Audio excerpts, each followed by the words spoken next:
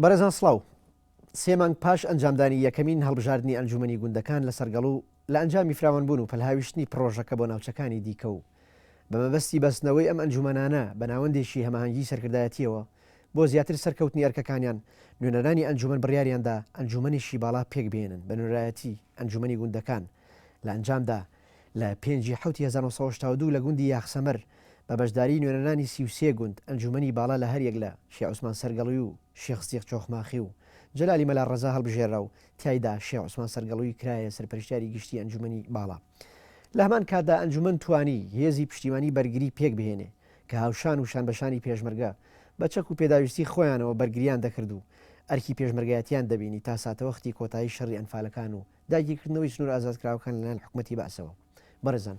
بۆ قسەکردن لەسەر ئامانج و ئەرکەکانی ئەم ئەنجومەنانە لە ڕووی یاسایی و ئیداری و کۆمەڵایەتی و چۆنەتی مامەڵەکردن و بەریەکەوتنی دادگاکانی شۆڕش و ئەم ئەنجومەنانە و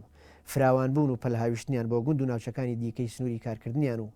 ئاکامی پرۆژەکە لە دوای ڕاپەڕین و بارودۆخی ئێستای ئەم ئەنجومەنانە لە ئەڵقەی دووەم و کۆتایی دیدارەکەماندا بەردەوامین و درێژە بە گفتوگۆ دەین لەگەڵ بەڕێز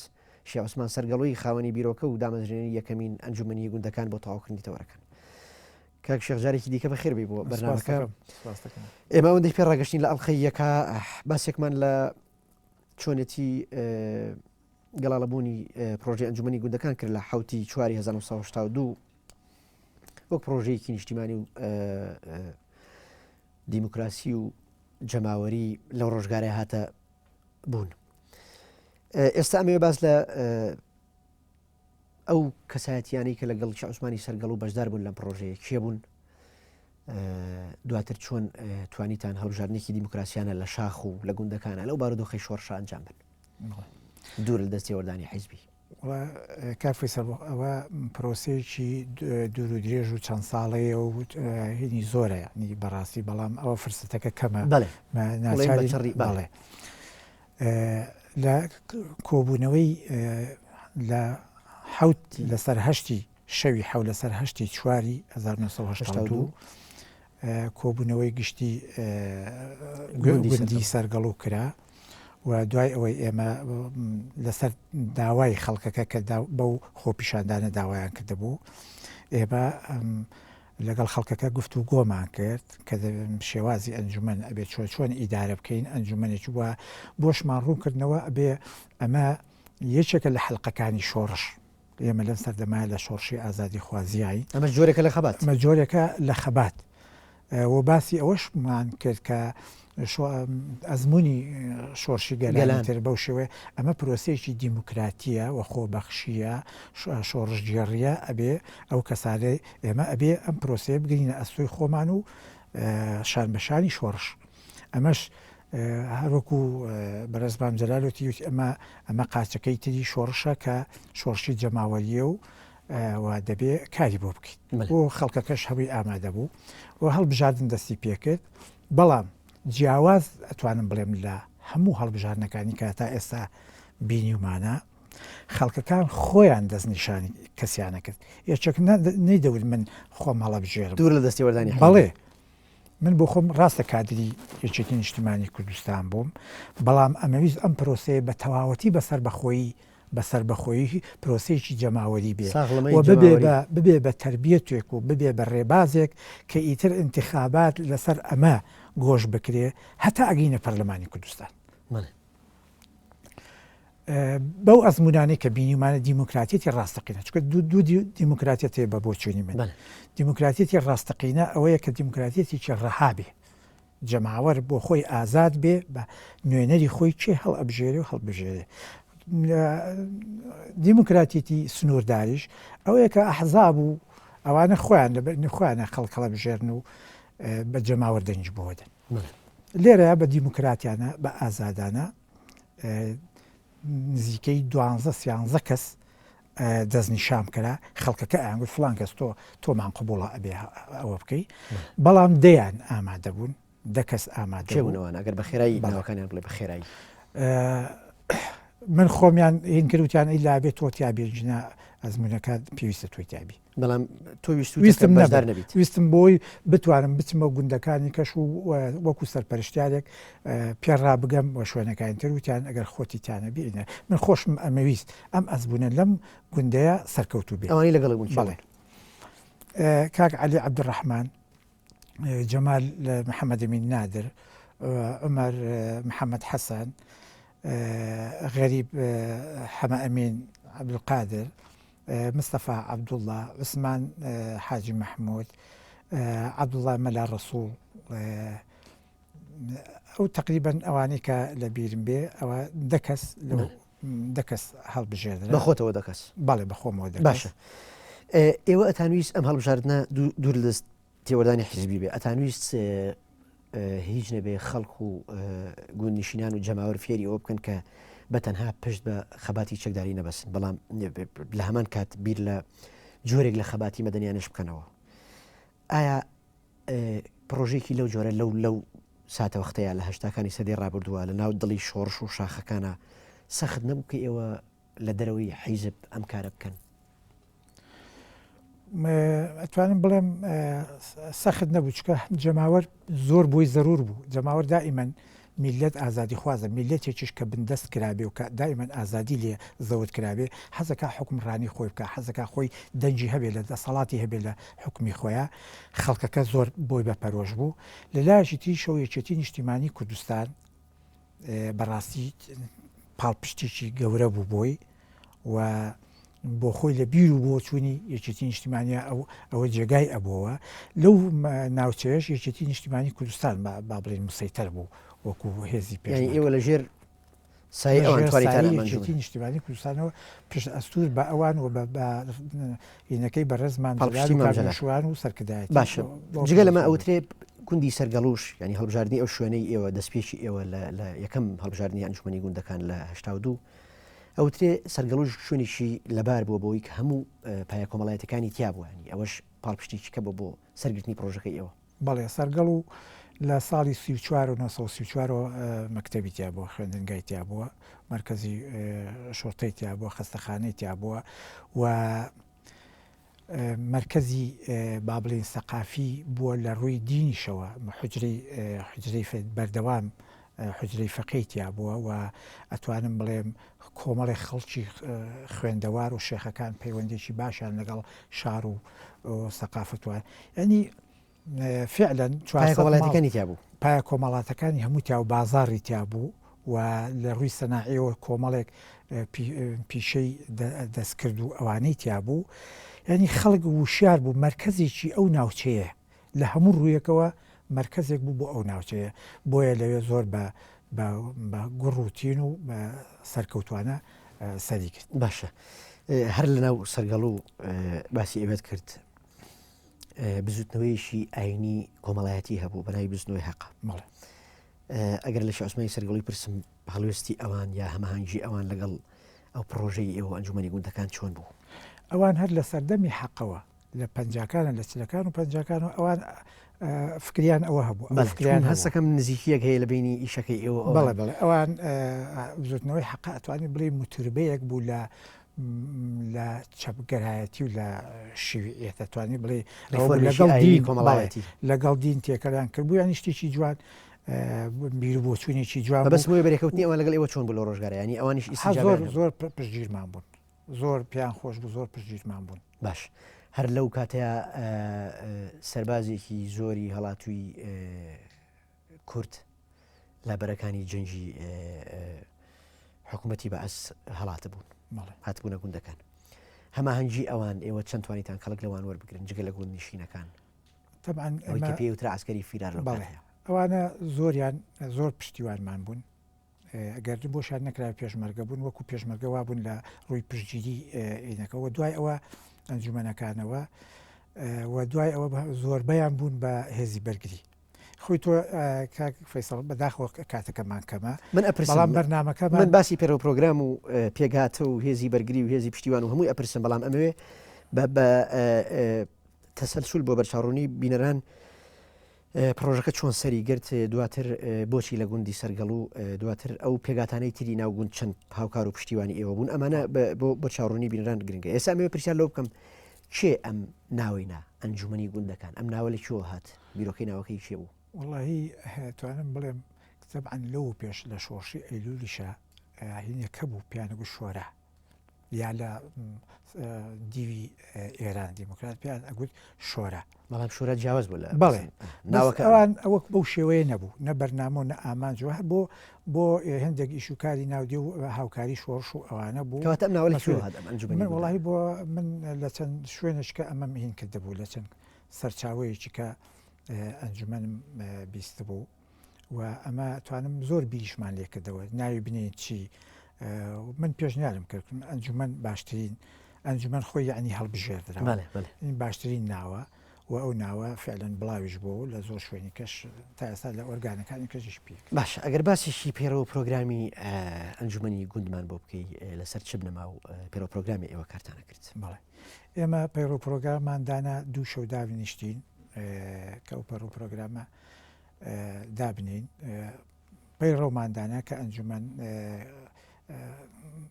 کارێکی وەرگانێکی خۆبەخشە هەرچی دێکاری تیاکە بێ بە خۆبەخشی بێ و دڵسۆزی بێ و پێشمەرگە ئاسا بێ نابێ بە هیچ شێوەیەک لە کارەکانیە مەسایلی عەشایری و حیزبایەتی و ئەو شتانی تێبکا بە هیچ شێوەیەک نابێت تەرەفی هیچ لایەنێک بێ تەنیا و تەنیا بۆ جەماوەر ئیش بکات. ئەمە چەند مەرجێکماندانە بۆ کاری ئەندام ئەبێ کەسێکی نیشتیمان پەروەەر بێ ئەبێ هەر کاتێک خەلەلیشتی لێ دەرکەوت بە زۆرینەی ئەنجومەن دەربکرێ و هەردوو ساڵ جارێک ئەنجومەن هەڵ ببژێرێتەوە 2 ساڵماندا نابوو و کۆمەڵێک مەرجماندا نابوو کە کەسێکی شۆڕژجێڕ و دەستپاک و دڵپاک و دڵسۆز بێ لە کارەکانیە لە بەرنمەکەشە بەرنامە بەداخەوە من هەموو ئەوانم هەبوو لە کاتی ئەنفالەکە نەما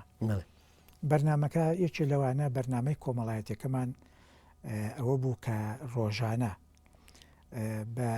یەکی شماندانا بوو دوو کەس بۆ ئەوەماندانا بوو کە کاری ڕۆژانە مەقڕماندانا بوو کاری ڕۆژانە شکاتی خەڵکو و کێشەی خەڵکو ئەمانە لەگەڵ مەلای گوند شتێشکەمان ئەوە کردبوو لە پەیڕەوە کە مەلای گوندەکە ڕاستەوخۆ بەبێ هەڵبژاردن هەر گوندێک مەلای تیا بوو ڕاستەوخۆ ئەندامی ئەنجومەنە بۆ کاروباری شەرعی و هێندێک کاروباری ئاینی. ئەوانی تر لانی ئیداریمان هەبوو خزمەت گوزاریمان هەبوو لەو دەکەسە لیژنە هەبوو لەوش ئەندام بوو لەوێش ئەندام بوو لە دوو لیژنەیە لیژنەی ئیداریمان هەبوو لیژنەی یاساییمان هەبوو کە کاک عەبدوڵڵا لەبەرەوەی کولی و ئەوانەی تەواکل جامیعەی تەواکل بوو زیاتر لایەنی یاساییەکەمان بەو سپاردەبووانە و لانی کۆمەڵایەتی و نرخدانان و لیژنەی نرخمان هەبوو کە من بە ئەمە بۆ نمونە ئەڵێم کە هەتا ئێستاش بەداخەوە لە شارەکانە ئەمە نییە. ئەو کەسەی کە لە سلێمانیەوە شتی هێنا لە شارەوە شتی بۆ ئاهات ئەبواە ئەنجومەن پسێ سەیری شتەکان بکە بزانە چی نەمشتانە کۆنین یا تازن و دوای ئەوە حتا کەبابێک دامان نابوو ئەوەندە ئەبێ ئەوەندە غەرامە بێ چکە بە کەباب خانوشتی خواردنەمەنی تیا بوو و پاکوتەمی تاڕادەیە بە وردەکاری لەسەرژمان هەبوو حکوومەتێکی پچووکی گۆجی و پەرلەمانیش. باشە با ئەو پرسیارە بکەم لە دەرەنجامی هەڵبژاردنەکە تۆ لە یەکەم هەڵبژاردنەکرێتە بەرپرسە پێشیاری ئەنجومەنەکە و فازڵ حسێنیش ئەکرێتە سەرۆکی ئەنجومەنەکە. نەخێر عەفوو مستەفا عەبدوڵڵا کرێ سەرۆکی. بۆچی ئەو کرا؟ تۆ ئەگەر خاوەنی بیرۆکە و پرۆژەکە بوویت کرایتە سەرپەرشتیار لەبەر چی مستەفا عەبدوڵڵا کرایە سەرۆکی ئەنجومەنەکە؟ بەڵێ ینی دوای ئەوەش جوانیی دیموکراتیەتی ڕاستەقینە نەمێ وەڵام بێت بۆ کارەکەی بوو دوایەوە کە خەڵکەکان دەست نیشانکرا بێەوەی خەڵک بزانێەوە چێ لە ڕووی حیزبایەتیەوە ئەم دەکەسە دەرکەوت جگە لە من 4 کەس یەکێتیە یەک کەس سۆشیالیستە یەک کەس پارتیە کاک مستەفا پارتیە کادری هەموو حیزبەکانی تیا بۆ بە کوردی وەکو کادر نا وەکو لایەنگر مەبەسم کادر و لایەنگر و بەڵێ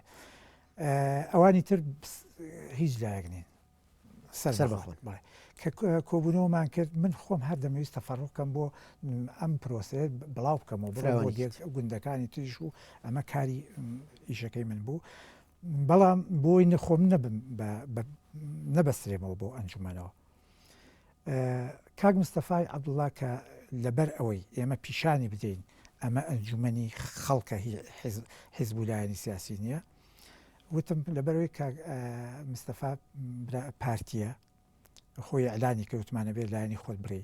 وتی من پارتیم و لە عمریشە لە هەمومان گەورەتر بوو ئەومان کرد بە سەرۆکی ئەنجومەنەکە یعنی ئەتوانین بڵێن پەیوەندی بە تەمەنەکەیەوە هەبوو وڵاهی بە هەردوو لایەوە هەبوو پارتی چکە لەو ناوچەیە نەبوو بەیانی چیان دەرکرد وتیان ئەمە دژی پارتی و لایەنەکانی ترە و ئەوێ یەکێتی نیشتیمانی لەم ڕێگایەوە دەیەوێ قۆرخی جەماوەڕ بکە باش لە پاش 3 مانگ لە کارکردنی ئێوە ئەنجومەنی گوند لە 5/7/1962 لە کۆنفرانسێکە ئەنجومەنی باڵاتان دامەزران چۆن ئەم ئەنجومەنە دامەزرا و کێ بوون ئەوانی کە تیا بەشدار بوون بەس لە ئەنجومەنی باڵاچی بوو بەڵێ دەمێ بە سەریعی شتێکە پێ بڵێم زۆر بە زووی ئەم ئەنجومەنە پەرەیسەن خەڵکی گوندەکانە هاتن بۆ لام بڕوا ینی پرۆژەکە بەتەنها لە سەرگەڵوە نەماوە بەڵکویان ئەما هەیە و حکومیەکی حکومڕانێک آخر زۆرش ئیشیان کرد مەسەرەن یەکی لە شتا ئینەکان کە ئێستاش هەتا ئێستاش ئەتوانم بڵێم نییە ئەمە لە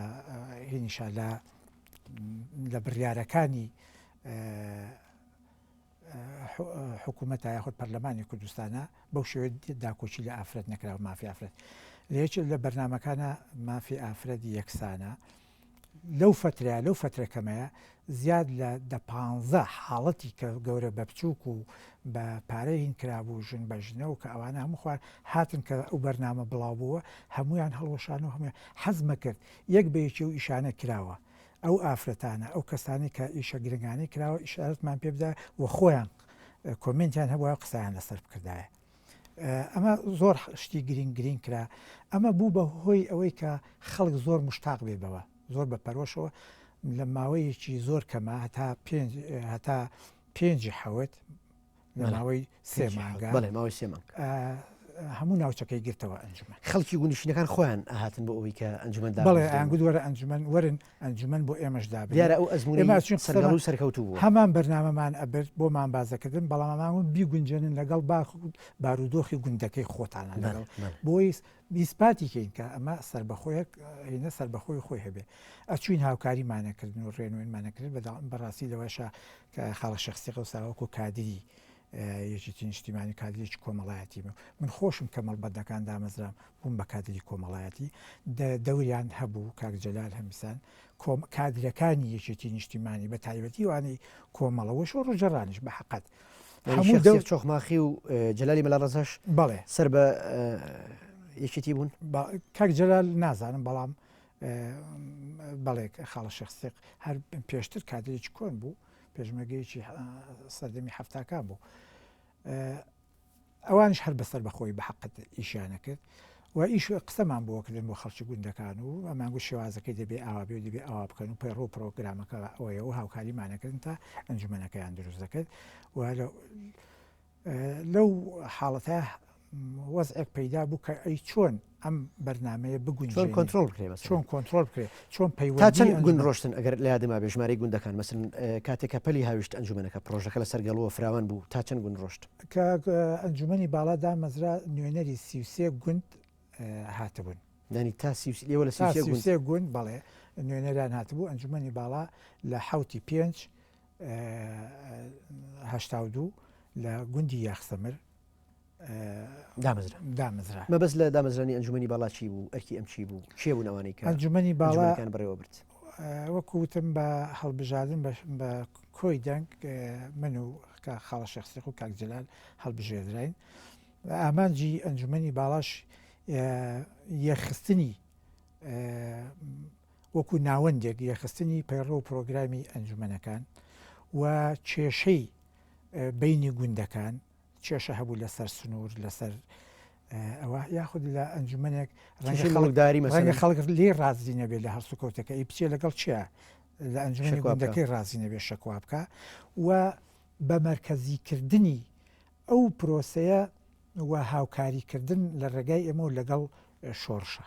لەگەڵ هێزی پێشمەرگایە ناکرا هەر ئەنجومەنێک لە ڕێ خۆیەوە لەگەڵ مرکزی شۆڕشا و لەگەڵ شۆڕشا ئەوە بکە ئەوە پێویستیش بوو کە مرکزێکی بۆ دروست بکەین کە سەقلێچکەی بداتێ و بەڕاستی دەوریشی هەبوو ئەنجومەنی باڵا بەڵام ئەنجومەنی باڵا ئەگەڕین بەسەر هەموو ئەنجومەنەکانە بزانین کێشەیان چێ بزانین پێویستیان چییە ئەوانە ئیتر ئەوە کارمان ئەوە بوو باش دوای فراوانبوون و بەستنی ئەنجومەنی دامەزرانی ئەنجومەنی باڵا جۆرێک لە ترس و دوودڵی و گومان لەلایەن حیزبەکانی ئەو کاتی ناو شۆڕشەوە بەرامبەر بە ئەنجومەنەکە دروست بوو ینی ئێوە بە جۆرەکەن کەوتنە ژێر گومانەوە بۆی کە ئەمە ئەنجومەنانە کێ دروستی کردوون سەر بەچیان خەریکی چین خزمەت بە کام لایەنی سیاسی و حیزبی سیاسیەکەن ئەگەر پێم بڵی لەو کاتەیە ڕێگری و لەمپەر و ئاستەنگەکانی بەردەم کارکردنی ئێوە لەلایەن شۆڕشەوە بە تایبەت و بە تایبەتتر لایەن هێزە سیاسیەکانەوە چۆن بوو لەو کاتەیە ئەوترێ جوود و جەوقەت لەسەر ئەنجومەنی گوندەکان بووە بە شەڕیان ئەگەر باسێکی ئەو بەردۆخەمان بە بکەیت لە ڕاستیە دوای ئەوەی کە ئەنجومەنەکان دەنگ و باسێکی باشی سەدایەکی باشی هەبوو و هێزی بەرگری دروستکرا لە زۆری ناوچەکان و ئەمە وای کرد کە لایەنەکان بێنە دەنگ پیان وا بوو ئەمە یەکێتی نیشتیمانی کوردستان ئەم قۆرخی جەماوەر و ساحەکە ئەکا بەم شێوازە ئەوان تەبعاً یەکێتی من بە ئەوەش بۆ مێژوو بڵێم بەڕێز مام جەلال هەر بە ئیعلانکردنی یەکەم ئەنجومەنی سەرگەڵوو بەڕێز مام جەلال هاتە سەر ئیزاعی دەنگی گەلی کوردستان بۆ خۆی بە دەنگی خۆی پیرۆزبایی کرد لە ئەنجومەنەکان پشتیوانی خۆی دەربڕیوە داوای لە هێزی پێشمەرگە کرد کە هێزی پێشمەرگە بە هەموو شێوەیە پشتیوانی لە بڕیارەکانی ئەنجومەن و لە کارەکانی ئەنجومەن بکات و هەتاوتی پێشمەرگەی ئیتر ئەم ئەنجومەنانە حکوومەتی خۆجیایی و پەرلەمانی خۆجیایی گوندەکانن پرۆسەیەکی جەماوەری و ئیداری مەدەنیە ئەبێ هەڵسوکەوتی پێشمەرگە لەگەڵان وەکو پۆلیسی ئەنجومەنەکان وابێ ئەمە مهینێکیدا بەڕاستی برەوێکیدا بە ئەنجومەن و بەکاری ئەنجومەن و بە شێوازەکە هێزێکیکەی بۆ پەیدا کرد لەو کاتەیە جووت و جۆقەت هەبوو دووبەرە هەبوو بەرەی جووت و جۆقەت بەرەی جوود ناڕزایان دەربڕی بەرامبەر بە ئەوە وتیان ئەوە ساحەکە هین کراوە و هێزێکیان پارتی و هێزێکیان لە شارباژێڕەوە لە منتقی شارباژێڕەوە پێکێنا هاتن بەرەی جوود بۆ بە تایبەتی تەبعاً بە ناوی جەولەوە بەڵام بە تایبەت بۆ ئەوات بوو بەرنامەکان ئەوە بوو کە لە ئەنجومەنەکان بدەن ئەڵێ بەرەی جوود گوند بە گوند بە دوای ئەندامانی ئەنجومەنە گەڕاوە لە هەرکوێ گیرابن خستنێتە ناو حوزی گوندەکانەوە لێیان داون ئیهانەیان کردوون ئەم گومانەی بەرەی جوود لە ئێوە پەیوەندی بەچیەوە هەبوو وڵی من هەروەکوتم بە ململانی حیزبایەتیەوە بە ئەو کاتە ژیانگوودی ئەوە یەکێتی نیشتیمانی سوودمان دەبێت لەم حاڵەتە کە بەڕاستی ئێمە لە دروستبوونی یەکەم ئەنجومەنەوە لە ئەعلانکردنیا داوامان لە هەموو لایەنە سیاسەکان کرد کە بەشدار بن لەمایە و بەشداری جگە لە لایەنگرانی یەشێتی لایەنگری پارتیتیا بووە لایەنگری بڵێ هەموو لایەنەکان تا بوو لەموو گوندەکانە لایەنەکانی کەواتە ئەوگومانەی هەرکەسە بە جۆرە حسەی خۆی بە جۆرە حەزمی خۆی پەیوەندی بەوە نەبوو کە خاوەنی بیرۆکە و دامەزرێنەر و سەرپەرشتیاری ئەمە ئەنجومەنانە خۆی کادرێکی کۆنی کۆمەڵە و یەشێتی بوو بەڵێ بە تاکید پێ هاتبوون لە گاپیلۆن و ئەوە لەوێەوە هاتبوون بەری شارباژێڕەوە هەڕەشان لە ئەنجومەنەکان کردبوو و لە هەندێکی لێ درابوو لە ئەنجومەنی حاجی قادر هەبوو لە لێیاندا بوو لە حاصل لە چاڵەوە و هەتا هاتنە سەرگەڵ هێزێکی 1000 کەسی کە هاتنە ئەوێ بە سەرپەرشتی خوا لێ خۆش بوو قادری عوسمانی قادر مرەوەر لەگەڵ کاک محەممەدی حاجی محەممەدیشان لەگەڵ بوو کە مامەستا سەردار کە حزبی شیوێعی بوو ئەوانە هاتن و یەکەم جار کە منیان وتیانەوە بانک دەکەن کە چووم لە پشتەبانی مزگەوت و 1000 پێشمەرگەوت تەمان مەڵبەندی دوی یەکێتی نیشتیمانی کوردستانیش لەوێ بوو ئەو کاتە مەڵبەندە و هێزەی هێشتا لا نەبوو تیپەکان لەوێ نەبوون والحاصل منیان بانک کرد بەڕەحمەت بێ کاوەسمان وتی ئەمە تۆی سەریمارەکە کە چووم بە خێراتنم کردنەوە ئەوانە وتیانەوە بانک دەکەن وانە مش کە چوون بەرەو پیریان و هێزێکی 1000 کەسی لە ناو گوندەکە جار زۆرە ببورە پشوێکی کورد وەرەگرین و داتە درێژ بەخسەکە بەڕێزان پشوێک و پاشان ئەگرین وڵاتانەوە بەردەوامە بین.